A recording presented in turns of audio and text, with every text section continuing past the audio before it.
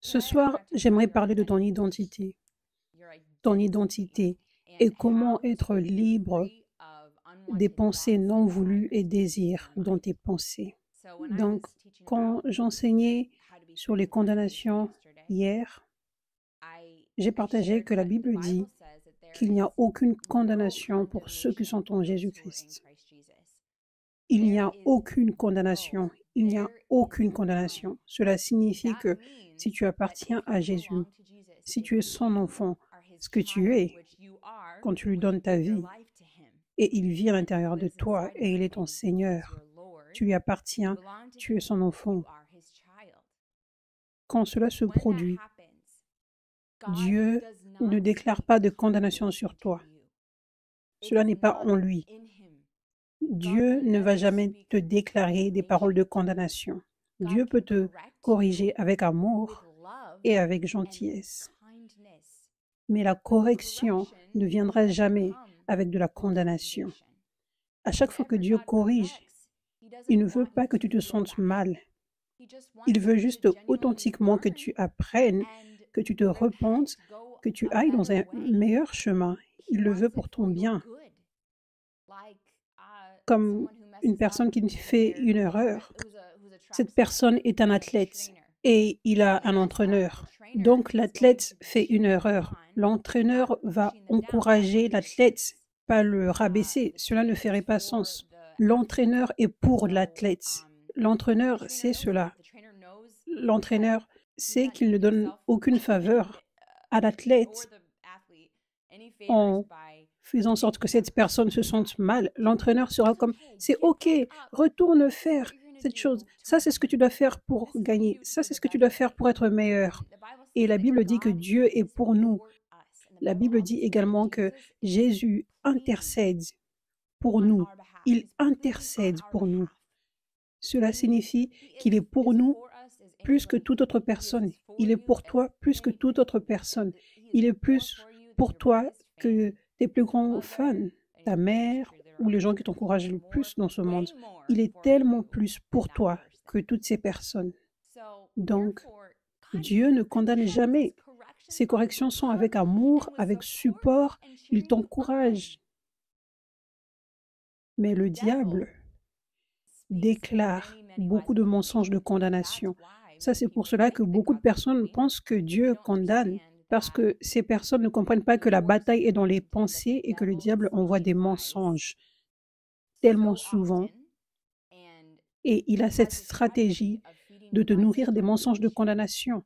Et ça, c'est parce que pour accéder à la vie en abondance, nous avons besoin de connaître que Dieu nous aime. Nous devons être confiants dans l'amour de Dieu. Ça, c'est comme ça que tu seras en mesure d'être transformé à l'image de Dieu. Comment tu seras en mesure de te repentir, de quitter le péché, d'être comme Jésus. Ça, c'est à ce moment-là que tu reçois l'héritage de Jésus, lorsque tu vis pour le suivre. La seule façon de faire cela, c'est de connaître l'amour de Dieu. La Bible dit, c'est l'amour de Dieu qui nous mène à la repentance. C'est l'amour de Dieu. Donc la condamnation ne t'emmène pas à la repentance, mais en fait, ça te détourne de la repentance. Ça, c'est ce que Adam et Ève avaient fait. Ils étaient nus, ils avaient ressenti la honte, ils s'étaient cachés. Donc, ils recevaient cette condamnation, pensant que Dieu les condamnait, donc ils se sont détournés de Dieu. Donc, la condamnation ne peut jamais t'emmener à la repentance. Donc, tu ne devrais jamais te rabaisser et te remplir de condamnation. Tu ne devrais jamais te condamner et tu ne devrais jamais penser que Dieu te condamne. Cela ne te donne aucune faveur et cela ne te donne même pas la puissance de te repentir. Voir l'amour de Dieu de la bonne façon, voir sa gentillesse, ça, c'est ce qui te donne le pouvoir de te repentir. C'est réellement simple. C'est comme si Dieu est irrésistible. Son amour est tellement doux, tellement beau. Quand tu peux voir l'amour de Dieu de façon précise, tu ne peux pas te détourner de cela. Tu ne veux pas regarder ailleurs. La Bible dit.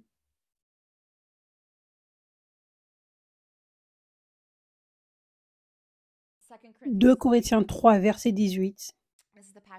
Nous tous qui, le visage découvert, contemplant comme dans un miroir la gloire du Seigneur, nous sommes transformés en la même image de gloire en gloire, comme par le Seigneur, l'Esprit. Donc, nous n'avons pas un voile et maintenant nous regardons à Jésus. Nous le regardons. Et alors que nous le regardons, ça, c'est ce qui se transmet en nous. C'est en le regardant, le vrai lui, pas regarder à une version religieuse dans tes pensées de Jésus. Si tu regardes à la version religieuse de tes pensées, tu vas réellement devenir religieux et tu ne seras pas comme Jésus. Si tu regardes à la version de condamnation dans ta tête, ce que tu penses être Jésus, tu vas finir par être comme Adam et Ève et tu ne voudras plus le regarder. Tu seras comme « Oh, j'ai honte, je veux me cacher, je suis tellement mauvais. » Mais quand tu vois l'amour de Dieu pour toi de la bonne façon, littéralement, cela fait en sorte que tu ne veuilles pas regarder ailleurs, ce qui signifie que tu veux juste rester dans cette place où tu es comme je veux te plaire, Dieu. Qu'est-ce que tu veux que je fasse maintenant? Comment je peux toucher ton cœur? Et tes pensées sont juste là tout le temps. Tes yeux sont juste là tout le temps. Et donc, tu n'as même pas besoin de t'inquiéter sur le fait de désobéir ou de tomber dans le péché parce que tu es focalisé. Son amour est tellement bon et tu veux juste lui plaire et tu veux juste l'aimer en retour, l'amour qu'il te donne. Ça, c'est la bonne façon de l'expliquer. C'est la première fois que j'explique de cette façon. C'est juste Dieu qui parle au travers de moi maintenant. Alléluia. Mais ça, c'est juste ma propre expérience. J'avais cette perception de Dieu qu'il condamnait. Donc, je ne le voyais pas de la bonne façon. Je voulais lire la Bible et passer du temps avec lui, mais je ne le faisais pas jour après jour après jour, parce qu'en regardant en arrière, je vois que j'étais comme Adam et Ève, je me cachais, j'avais honte. Je pensais que Dieu était dessus après moi. Donc cela ne me donnait pas la puissance, le désir de venir proche. Donc tu restes à distance. Mais maintenant, alors que Dieu a ouvert mes yeux sur comment il est extraordinaire, comment il est aimant, il est amour, je vous le dis, c'est plus que nous ne le réalisons, c'est plus que ce que nous réalisons. Je n'oublierai jamais ce jour où j'avais rencontré la puissance de Dieu pour la première fois. Je n'avais pas vu la figure de Jésus. Je ne l'avais pas vu avec mes yeux physiques, Jésus, le visage, la personne. Je n'avais rien vu physiquement. Mais, oh mon Dieu, la façon dont mes yeux spirituels s'étaient ouverts, c'était incroyable. Juste les yeux spirituels qui s'ouvraient, la révélation de son amour. Ma révélation de son amour avant ce jour-là était à 10% et ma révélation de son amour après ce jour-là avait grandi à 1000%. J'étais comme, il est 1000 fois plus aimant que je ne le réalisais, tellement plus extraordinaire. Donc à partir de ce jour-là, ma vie a changé, où je voulais juste rester sous ses pieds. Je ne voulais même pas regarder ailleurs. Je ne m'arrêtais pas de parler de lui. Je me rappelle, les 2 premières semaines qui suivaient, j'étais tellement en feu. Je ne voulais même pas regarder un film qui ne parlait pas de Jésus. Mes pensées voulaient juste être sur Jésus tout le temps. Mes conversations étaient toujours Jésus, Jésus, Jésus, Jésus. Parce qu'il est tellement beau. Il est tellement beau. Rien dans ce monde ne peut se comparer. Ça, c'est une simple explication de comment j'ai réussi à être transformée à l'image de Dieu. C'est cette écriture. Nous tous, le visage découvert, nous pouvons le contempler.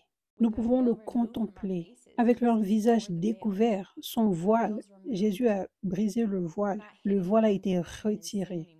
Nous ne nous cachons plus derrière la religiosité et le péché. Nous le contemplons comme dans un miroir. Nous contemplons la gloire du Seigneur Jésus. Miroir. Parce que nous regardons à Jésus, donc on devient comme lui. Alléluia. Alléluia. Donc, une fois que tu peux réellement avoir cette révélation qu'il n'y a aucune condamnation en Christ, cela t'aide à entendre réellement la voix de Dieu de la bonne façon et ça t'aide à discerner la voix du diable. Et tu réalises que le diable te parle plus plus que tu ne le réalises. Et ces pensées de condamnation que tu pensais venaient de toi ou de Dieu, non, ces pensées sont complètement du diable. Donc, tu dois rejeter ces voix de condamnation à chaque fois qu'elles viennent. Et l'un des domaines dont j'ai parlé dans mon dernier message, en fait, tu n'as aucune condamnation. Tu n'as aucune condamnation dans tes rêves. Tu n'as aucune condamnation dans ta relation avec Dieu. Tu n'as aucune condamnation dans tes pensées. J'avais parlé de ces différents domaines où le diable aime emmener cette condamnation. Et l'un des domaines dont j'avais parlé, c'est qu'il n'y a aucune condamnation dans tes pensées. Il y a beaucoup de pensées que le diable va insérer dans tes pensées et ça va sonner comme ta propre voix, mais ce n'est pas toi. Et ce n'est pas Dieu, c'est le diable. Et l'une des voix qui vient dans tes pensées, insérée par le diable, plusieurs fois, ce sera des voix qui attaquent ton identité. Donc la parole de Dieu est réellement importante parce que ça nous enseigne qui Dieu est, son cœur, son caractère, sa voix, comment sa voix sonne, comment est son cœur. Donc tu peux reconnaître sa voix. Tu peux discerner entre sa voix et la voix du diable. Et aussi, la Bible aussi nous enseigne sur qui nous sommes, notre identité, où notre identité est, et qui nous sommes en tant qu'enfants de Dieu. Cela est réellement important. Cela est réellement important que tu comprennes ton identité. Tu n'es pas du monde. Dans le monde, nous sommes humains. Le monde a différents noms pour nous. Le monde utilise homme, femme, mais maintenant, il y a beaucoup d'autres noms aussi, d'autres titres pour identifier les gens. Le monde aime dire « Oh, tu es religieux », et pour nous, en tant que croyants, nous haïssons la religion. Il y a juste beaucoup de titres, les domaines où le monde essaye de déclarer une identité, ou t'inviter à créer ta propre identité. Le monde, le système du monde, c'est important que nous comprenions que nous sommes du monde. Le système du monde est réellement différent de Dieu. Le système du monde dit que nous sommes ici à cause de la science et nous pouvons être qui nous voulons être en termes de notre identité sans se préoccuper de Dieu. Le monde ne reconnaît pas Dieu. Donc, tu peux être qui tu veux, tu peux changer et manipuler ton corps physique pour être qui tu veux être physiquement. Le monde pense que tu devrais suivre tes sentiments. Donc, peu importe ce que tes sentiments disent, juste suis. Ça, c'est le système du monde. Et ça, c'est réellement l'opposé du système de Dieu. Et c'est important que nous comprenions ceci. Donc, dans 2 Corinthiens 5, verset 16, ça dit « Ainsi, désormais, nous ne considérons personne d'un point de vue mondain. Nous ne considérons plus personne d'un point de vue mondain. » Je viens de parler de la vision mondaine, comment le monde voit les choses. Bien que nous considérions autrefois Christ de cette façon, nous ne le faisons plus. C'est pourquoi si quelqu'un est en Christ, la nouvelle création est venue. L'ancienne est partie, la nouvelle est ici. Donc, quand tu as donné ta vie à Jésus, l'ancien toi a été crucifié et il y a un nouveau toi, il y a une nouvelle vie qui est venue. Cette nouvelle créature est venue et cela a été ressuscité avec Jésus. Tu as été crucifié et aussi ressuscité avec Jésus. Tu n'es plus ton ancien toi. Tu es complètement une nouvelle créature. Tu es esprit. Tu es maintenant éternel. Avant, tu ne l'étais pas. Maintenant, tu es éternel. Le vrai toi est esprit. Et tu as une âme et tu vis dans un corps. Mais le vrai toi est esprit. Et cet esprit, le vrai toi, vit éternellement, va aller au ciel avec Jésus. Maintenant, tu es un enfant de Dieu. Ça, c'est dans Galates 2, verset 20. J'ai été crucifié avec Christ. Ce n'est plus moi qui vis, c'est Christ qui vit en moi. Ce n'est plus moi qui vis, c'est Christ qui vit en moi. Avant, nous étions juste humains, comme tout le monde. Mais maintenant, tu as le Dieu du monde entier, le Créateur du monde entier, qui vit à l'intérieur de toi. Waouh! Ça, c'est tellement puissant quand tu y penses. Ça, c'est notre vérité. Ça, c'est tellement puissant quand tu y penses. Amen. Nous ne nous arrêtons pas pour y penser souvent. Nous ne méditons pas dessus souvent. Tu es un être surnaturel et Dieu vit à l'intérieur de toi.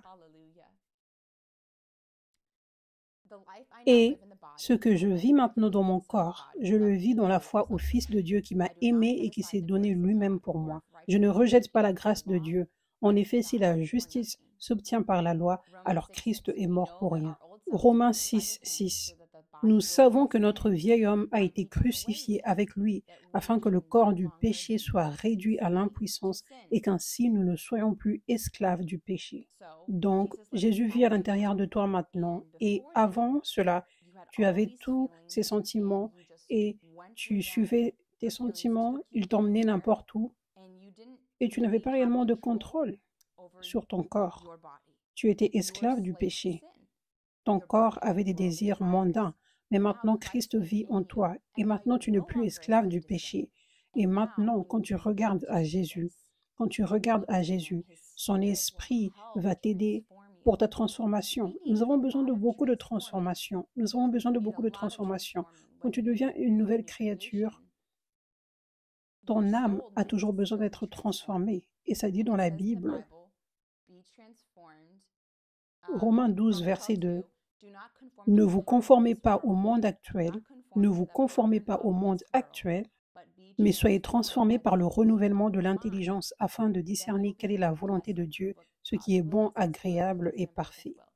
Donc, la façon que ton âme est transformée, c'est en renouvelant tes pensées. Ton âme et ton toi ne sera pas transformé si tu ne renouvelles pas tes pensées intentionnellement. Sinon, tu peux dire je suis chrétien, mais tu restes la même. Tu restes la même personne et tu laisses toujours tes sentiments t'emmener partout. Si nous ne connaissons pas la parole, nous allons rester de la même façon. Nous devons connaître la parole de Dieu. Nous devons être sérieux sur le fait de méditer la parole. Nous devons être sérieux sur le fait d'être transformés. S'abandonner à Dieu pour qu'il nous transforme. Jean 1, verset 11 dit, mais à tous ceux qui l'ont accepté, à ceux qui croient en son nom, elle a donné le droit de devenir enfants de Dieu. Puisqu'ils sont nés non du fait de la nature, ni par une volonté humaine, ni par la volonté d'un mari, mais qu'ils sont nés de Dieu. Romains 8, 17. Or, si nous sommes enfants, nous sommes aussi héritiers, héritiers de Dieu et co-héritiers de Christ, si toutefois nous souffrons avec lui afin de prendre aussi part à sa gloire. Donc, qui es-tu? Qui es-tu? Tu es un enfant de Dieu. Ça, c'est le vrai toi. Tu es une femme ou un homme de Dieu. Tu appartiens à Dieu et tu as son héritage. Ça, c'est le vrai toi.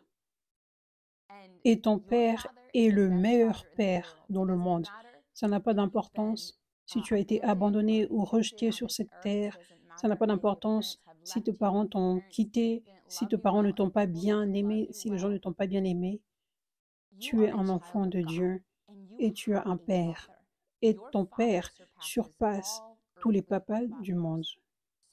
Donc, à chaque fois que le diable te parle, tu es un orphelin ou tu n'es pas digne d'être aimé, tu n'es pas digne d'avoir des parents qui t'aiment bien comme un enfant.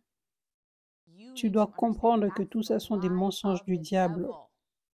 Tu es un enfant de Dieu. Dieu est ton Père et il trouve tellement de plaisir en toi. Il t'a créé parfaitement. Il t'a créé beau ou belle en tant qu'enfant de Dieu. En tant qu'enfant de Dieu, tu dois comprendre ton identité, que tu as été créé parfaitement, sans erreur.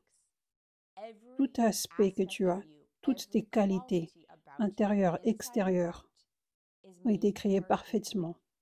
Le monde a une idée, la société a son idée de ce qui est plus beau. Ça peut regarder au poids, à la taille.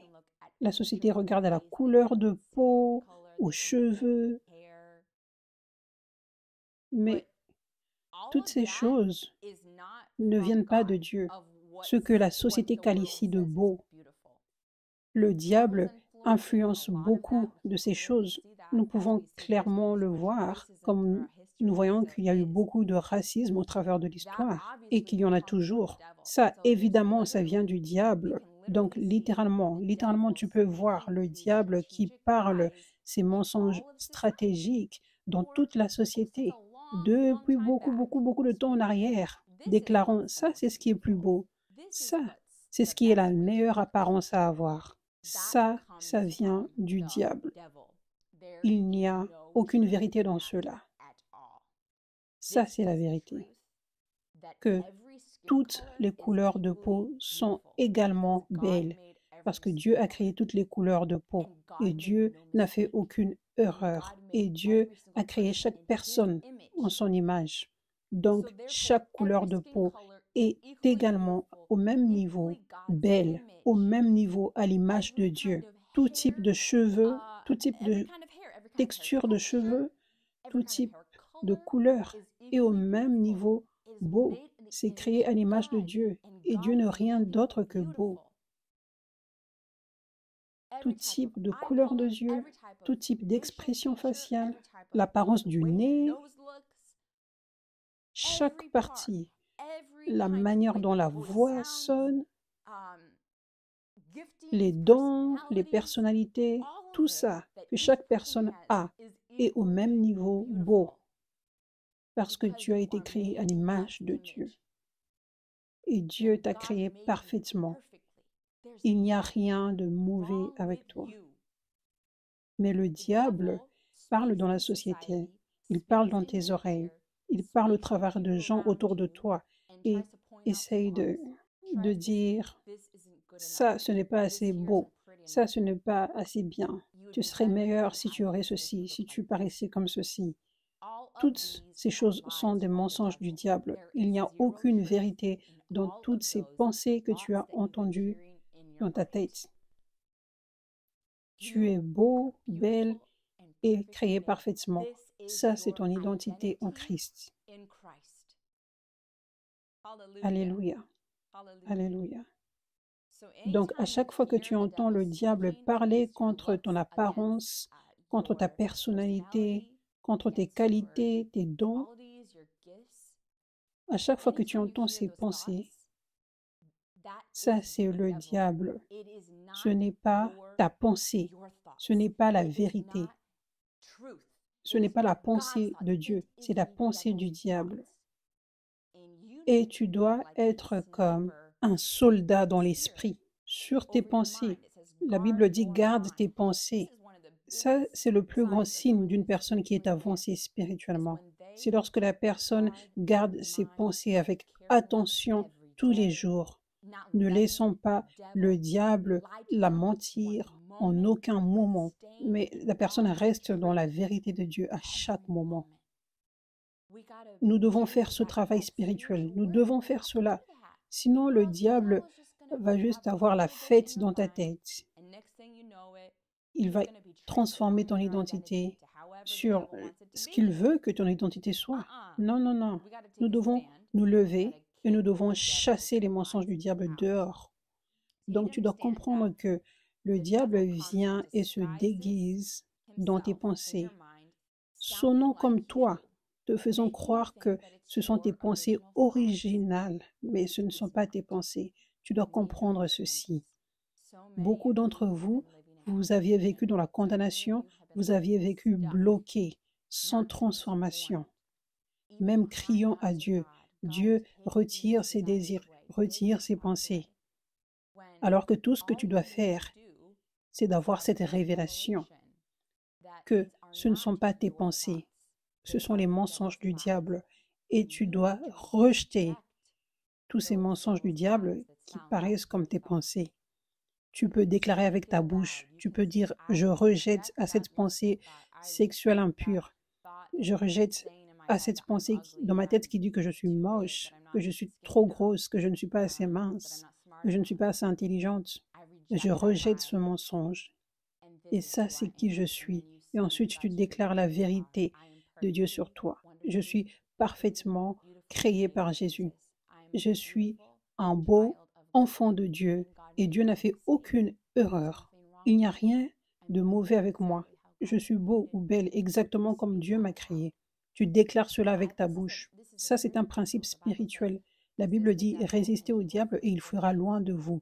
Donc, beaucoup d'entre vous, vous aviez autorisé au diable d'installer son camp et vous pensez que ce sont vos pensées originales, vos propres désirs originaux.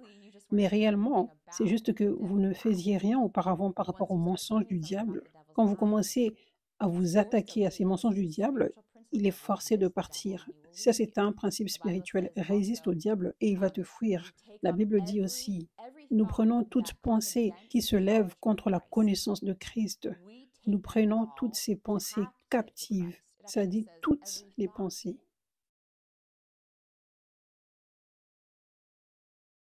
Oui, 2 Corinthiens 10, verset 4. En effet, les armes avec lesquelles nous combattons ne sont pas humaines, mais elles sont puissantes, grâce à Dieu pour renverser des forteresses.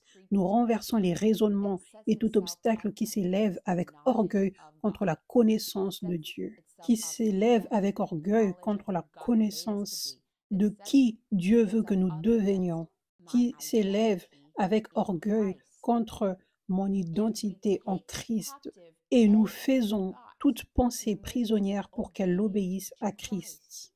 Waouh, tu as beaucoup plus de puissance que tu ne le réalises. La Bible dit que nous sommes supposés prendre toutes nos pensées captives, comme les policiers. Nous sommes supposés captiver toutes les pensées, comme les policiers captivent les criminels.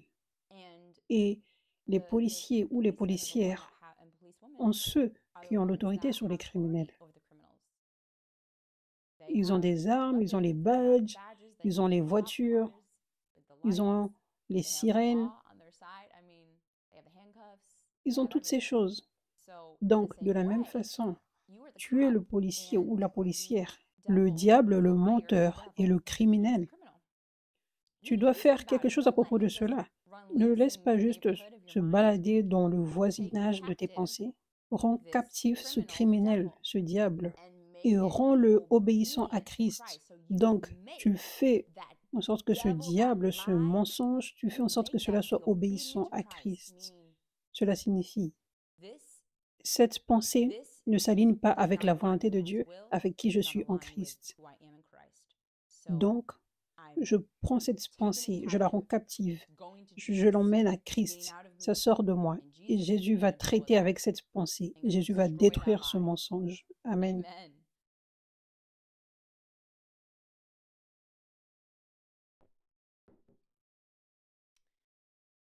Alléluia.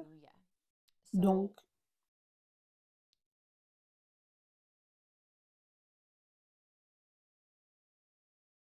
ton âme a besoin d'être transformée. Ton âme a besoin d'être transformée. Tes pensées, ta volonté, tes désirs, tes émotions. Ça, c'est tout ce qu'il y a dans ton âme. Tes pensées, ta volonté, tes pensées, ta volonté, tes émotions. Ça, ce sont ces choses qui ont besoin d'être transformées. Le moment où tu donnes ta vie à Jésus, cela ne devient pas automatiquement comme Christ. Tu dois faire le travail pour transformer tes pensées. Comme ça dit, soyez transformés par le renouvellement de l'intelligence. Tu dois renouveler tes pensées avec la vérité de Dieu. Tu dois faire ce travail spirituel où tu prends ces pensées et tu les rends captives et tu déclares la vérité de Dieu parce que la vie et la mort sont au pouvoir de la langue. Donc tu déclares, ça c'est ma vérité, ça c'est la vérité de Dieu. Il y a de la puissance dans cela. Ça c'est aussi l'action de rejeter le diable et de solidifier qui tu es en Christ afin qu'il ne vienne pas pour essayer de te mentir à nouveau. Donc, tes pensées, ta volonté, tes émotions, tes sentiments, tes pensées, tout ça, ça doit être transformé. Donc, beaucoup de chrétiens ne comprennent pas qu'il y a beaucoup de travail à faire. Beaucoup de chrétiens pensent juste, ça, c'est qui je suis. Et ça vient du monde. Ça, c'est juste qui je suis. Peut-être que tu peux dire, je suis né comme ça, avec ces désirs. Mais nous voyons maintenant qu'il y a des choses comme des malédictions générationnelles. Nous avons vu un bébé nouveau-né être délivré à Nashville, Tennessee. C'était tellement puissant et c'était indéniable que ce bébé avait un démon et était délivré. Le père du bébé était venu avec tellement de foi, aussi avec la femme. Ils étaient venus avec tellement de foi en disant, je crois que Dieu va guérir mon bébé.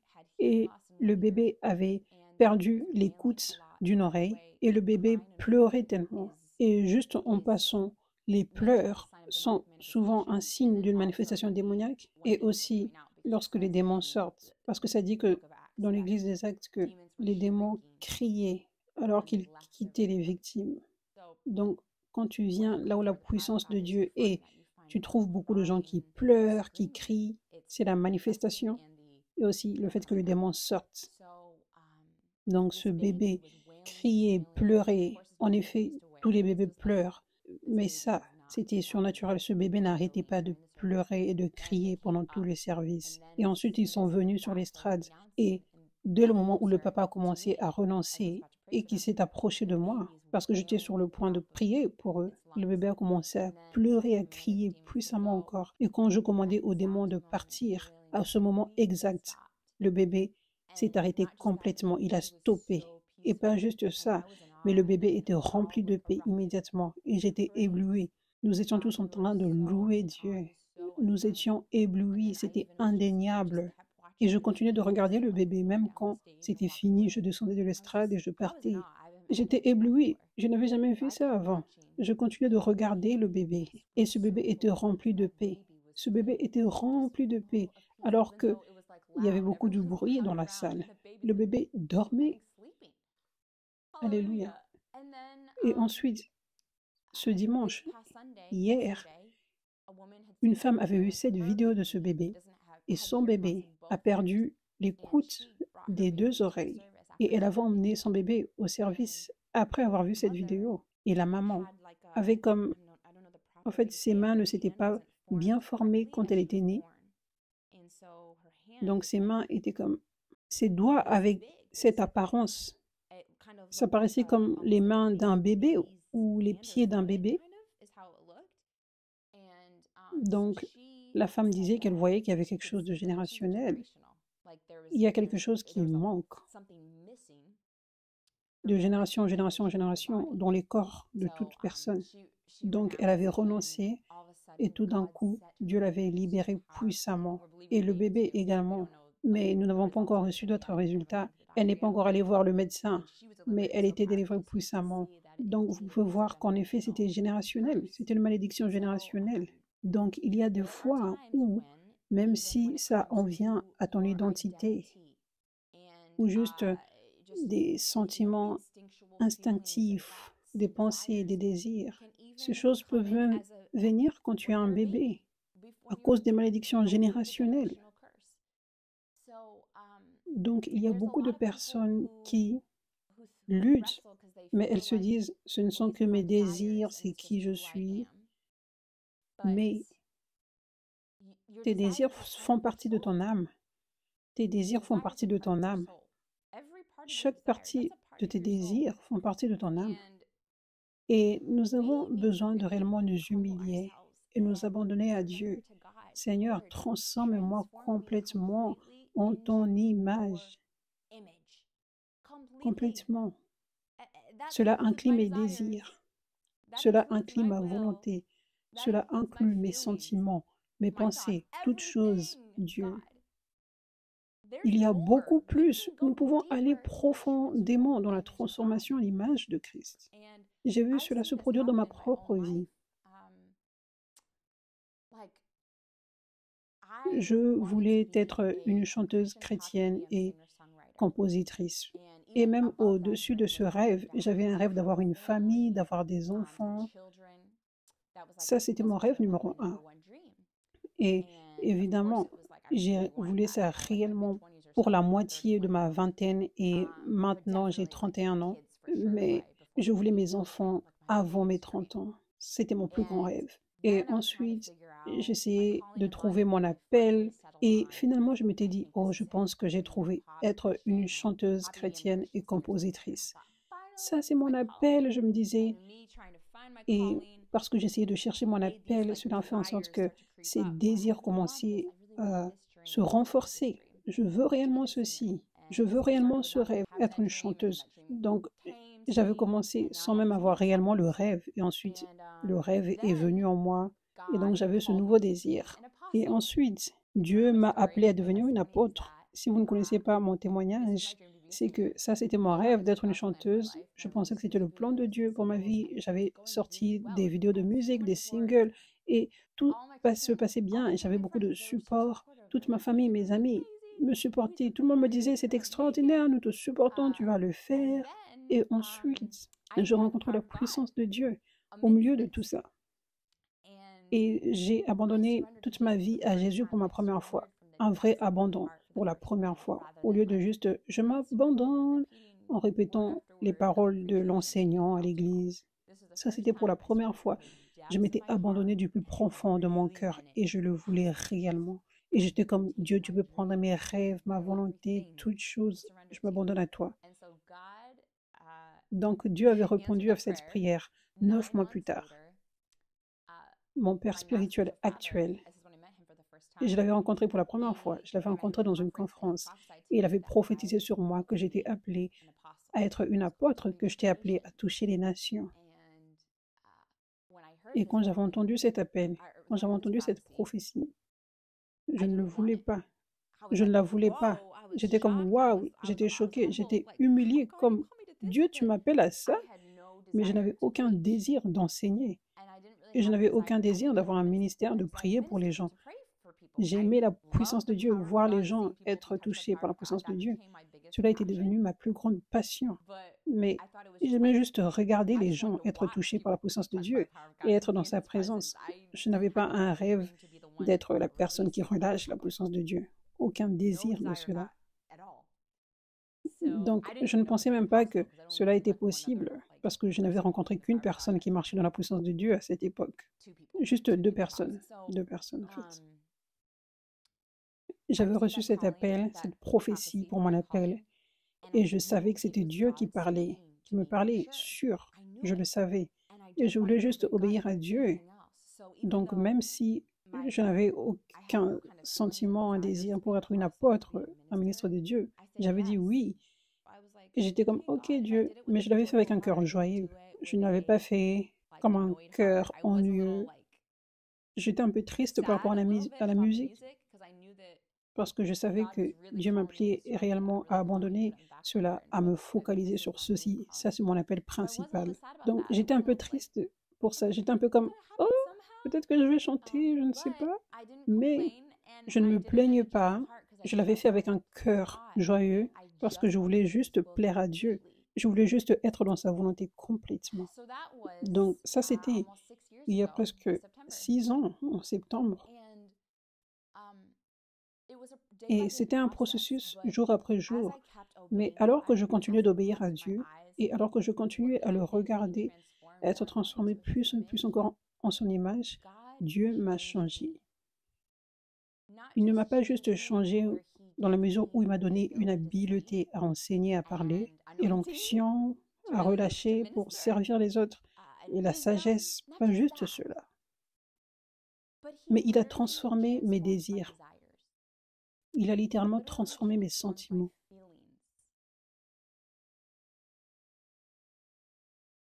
Et j'aimerais juste que vous compreniez ceci, parce que je pensais aujourd'hui, je me disais, des fois nous sommes tellement attachés à nos sentiments et à nos désirs comme notre identité.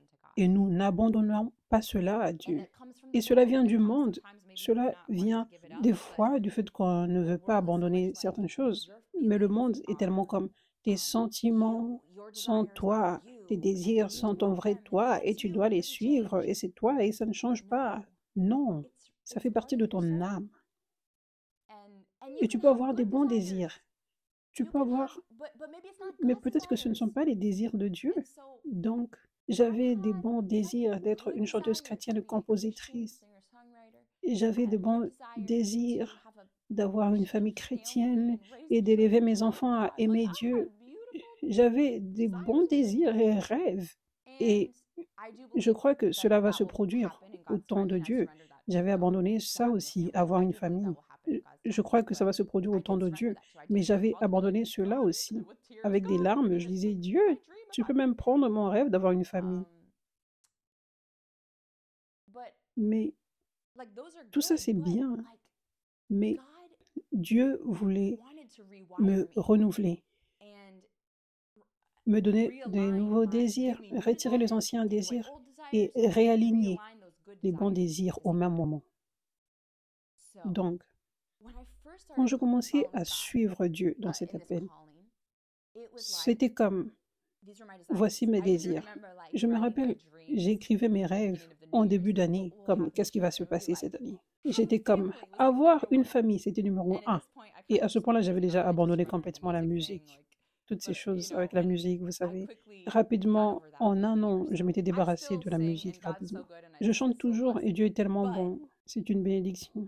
Mais, en regardant en arrière, je peux voir que beaucoup de ma passion que j'avais pour la musique et ce rêve, c'était juste en fait moi qui essayais tellement de trouver mon appel. Et je pensais juste, finalement, je l'ai trouvé. Parce que chanter, c'était toujours ma passion. Mais j'essayais réellement de trouver quel est mon appel. Et quand je pensais que je l'avais réellement trouvé, cela avait fait en sorte que les sentiments augmentent plus. Oui, j'aime chanter, vous voyez, et je le savais. Je savais cela quand j'avais rencontré la puissance de Dieu pour la première fois. Ma plus grande passion, tout d'un coup, était devenue de voir les gens être touchés par la puissance de Dieu. Donc, lorsque Dieu m'avait appelé, j'étais comme, OK, je pense que ça fait sens. Je peux abandonner la musique. Vous voyez? Peu importe. Quand j'avais premièrement reçu mon appel, c'était comme, je voulais premièrement la famille, ensuite le rêve de la musique. Ça, c'était mes deux plus grands désirs. Et ensuite, j'avais reçu la prophétie.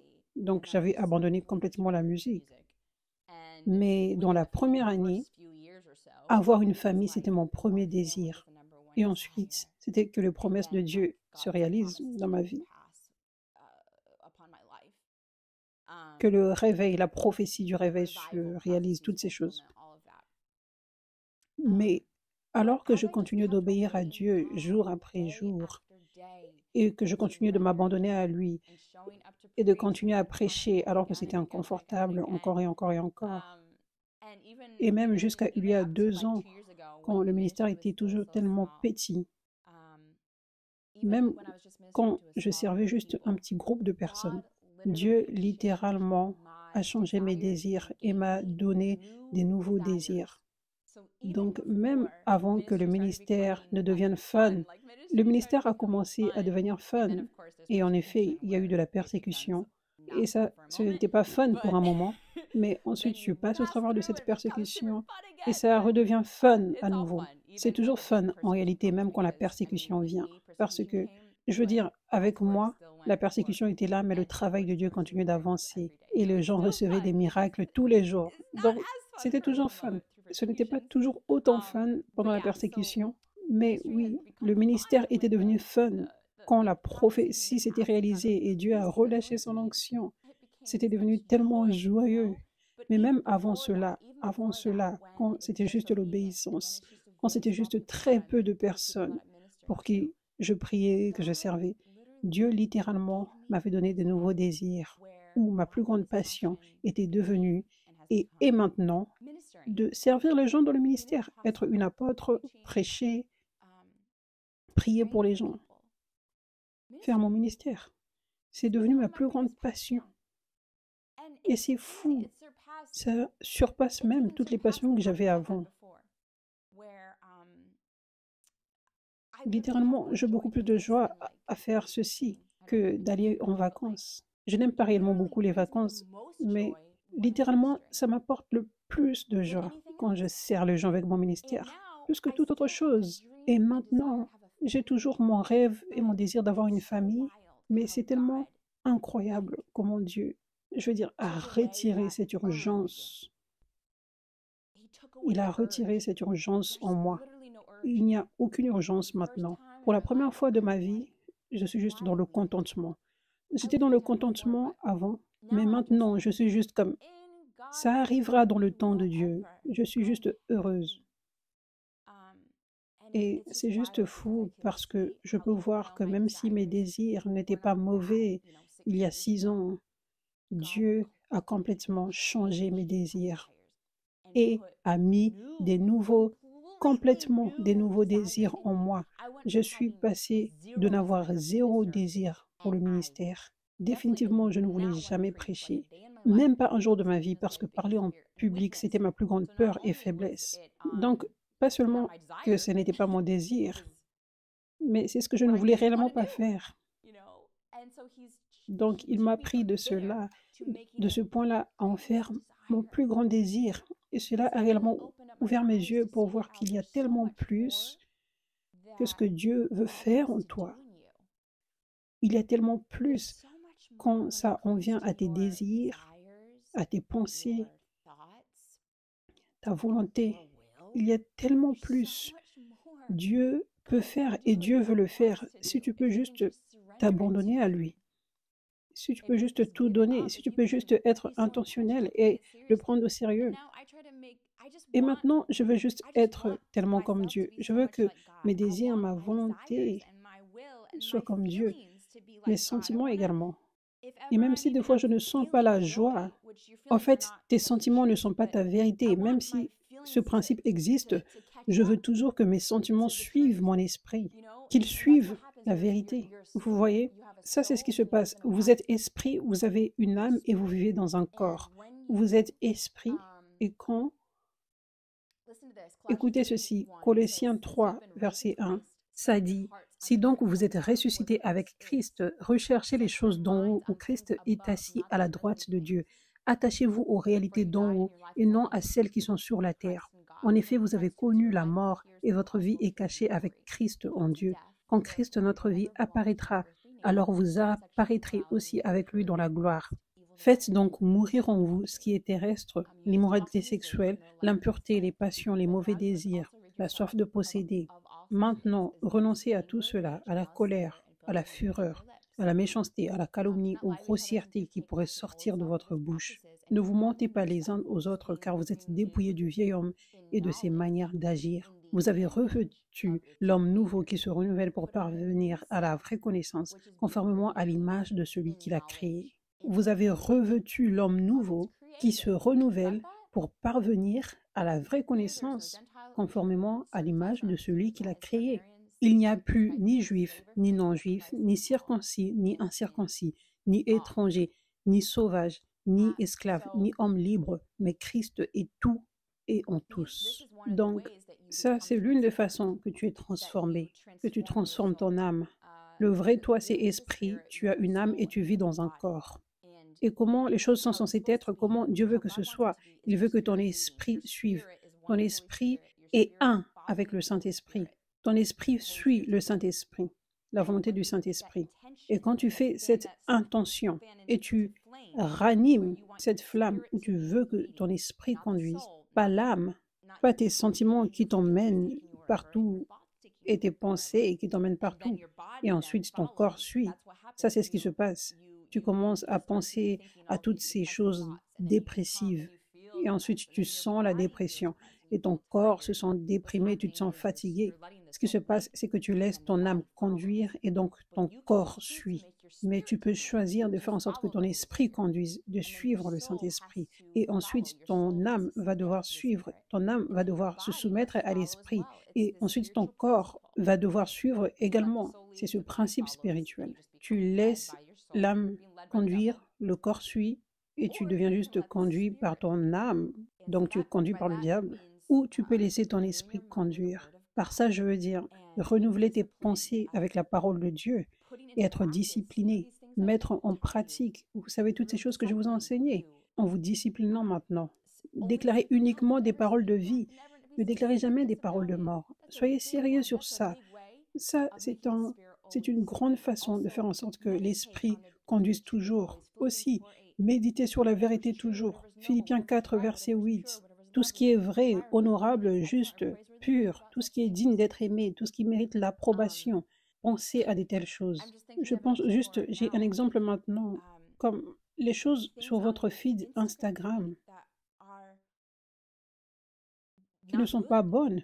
Débarrassez-vous de ces choses. C'est aussi simple que ça. Et si vous avez des réseaux sociaux, juste remplissez votre page avec les bonnes choses. Et cela va faire en sorte que vous penserez plus aux choses de l'esprit.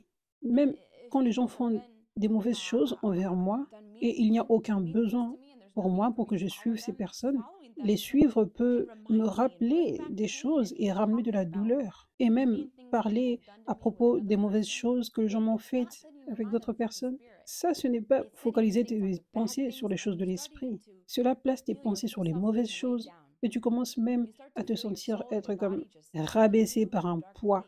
Tu commences à sentir que ton âme et ton corps te conduisent dans un endroit obscur. Lorsque tu focalises tes pensées uniquement sur les choses qui sont bonnes, qui sont pures, les choses de Dieu, pense aux choses d'en haut. Méditez sur les choses d'en haut toujours. Pense à de telles choses toujours. Cela aligne ton âme et littéralement tu commences à sentir que ton corps suit. Tu commences à sentir plus d'énergie et tu sens la joie et tu te sens fort. Ça, c'est un principe spirituel. Comment faire en sorte que ton âme et ton corps s'alignent avec ton esprit. Alléluia. Donc,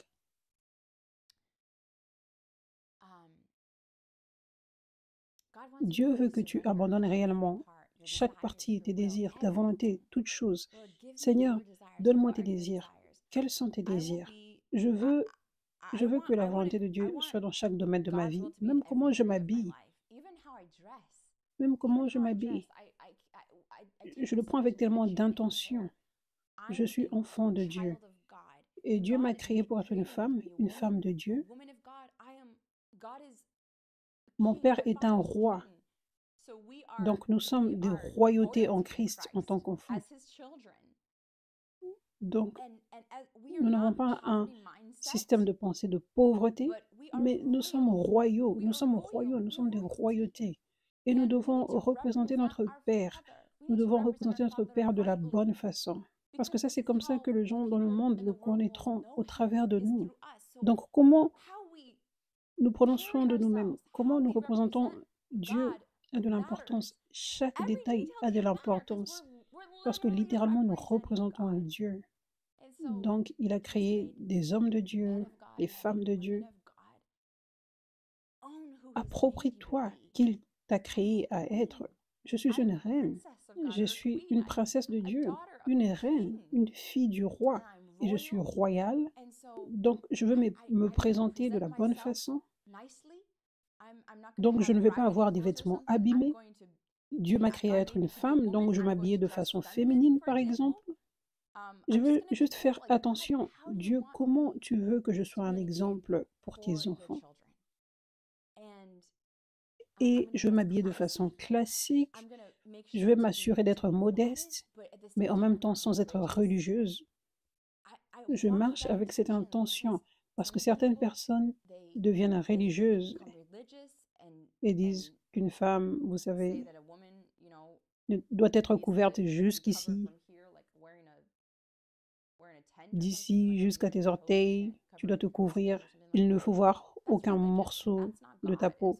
Ça, c'est religieux. Ça ne vient pas de Dieu. Ça, ce n'est pas bon de te représenter de cette façon, de représenter Dieu de cette façon. Ça ne représente pas bien Dieu. Donc, dans les détails comme ça, ok, Dieu, je veux que tu veux que je sois modeste, que je paraisse royale, classe, que je paraisse comme une vraie femme que tu m'as créée à être, mais avec classe, donc modeste, mais pas en paraissant religieuse ou à essayer de plaire aux gens. Mais je te demande comment tu veux que je te représente, même mon apparence extérieure. J'ai juste invité Dieu dans chaque domaine qu'il me donne ses désirs complètement.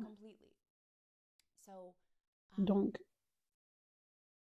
juste parce que tu penses dans ta tête tout le temps les mêmes désirs, cela ne signifie pas que cela t'appartient.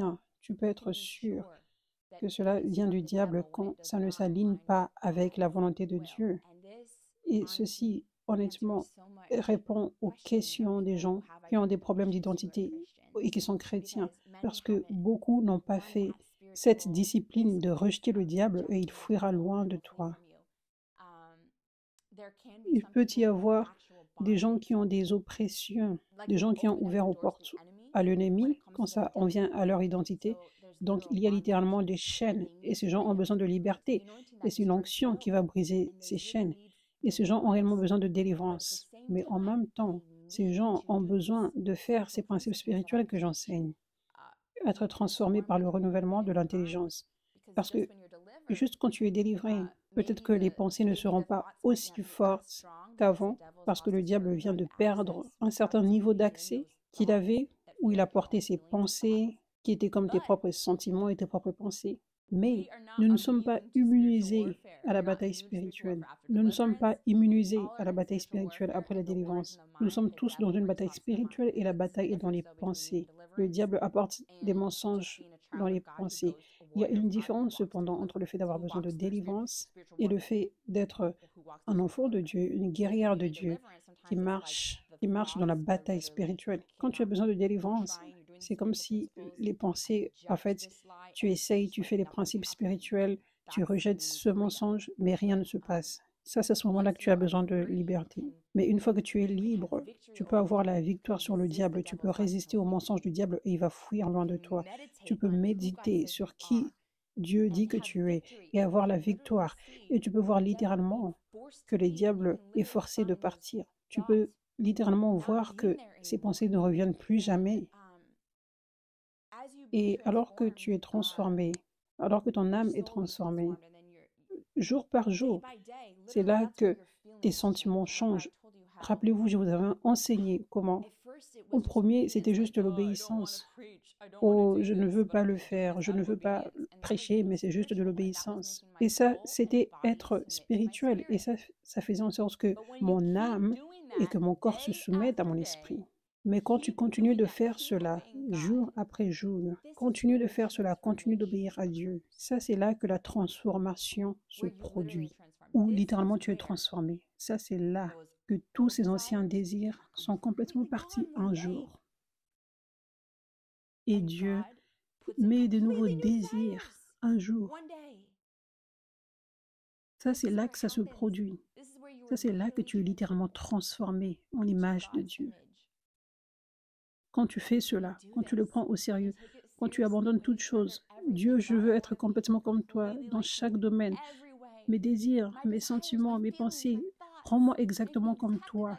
Et ensuite, tu fais cette discipline spirituelle qu'il nous a demandé de faire, afin que tu puisses être en mesure d'être transformé, afin que Dieu te façonne à être quelqu'un complètement différent, même avec des sentiments différents, même avec des désirs différents que tu n'avais pas avant. Et je vous le dis, ça c'est possible. Je suis une preuve vivante. Je suis une preuve vivante que Dieu a littéralement inséré des nouveaux désirs en moi, surnaturellement, au travers de l'obéissance.